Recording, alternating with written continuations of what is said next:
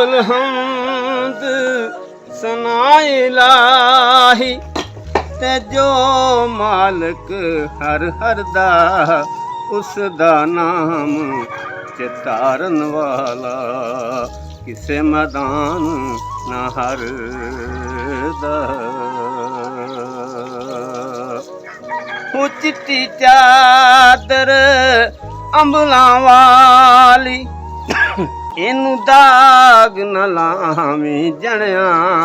ओ फिर न आखी हशर दिहाड़े ते मौलाए की बने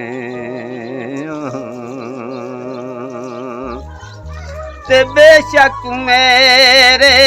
ओ अंबल ना चंगे ओ वेख ला निस्बत मेरी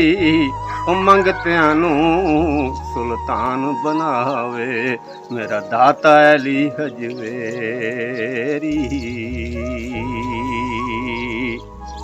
हूँ देवन कारण दाता बने मैं मंगन कार सवाली सारी दुनिया तेनू दाता कहंदी ते मैंने जाना खाली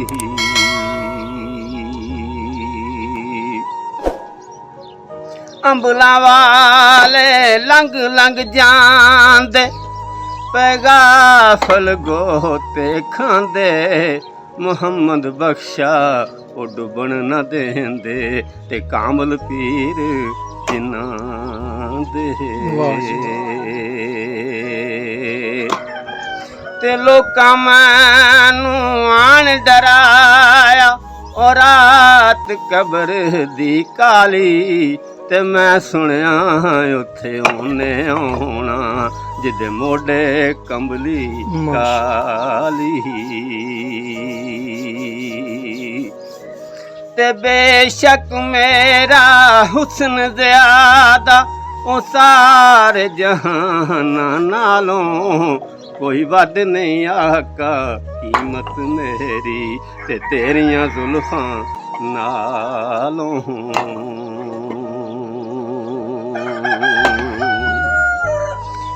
फस गई जान शिकंजे अंदर ज्यों बेलन विच गन्ना रोनू को हुण रो मुहम्मद हुण रवे ते मन्ना नी लोए लोए भर लै कुड़िए ते जे तुद पांडा परना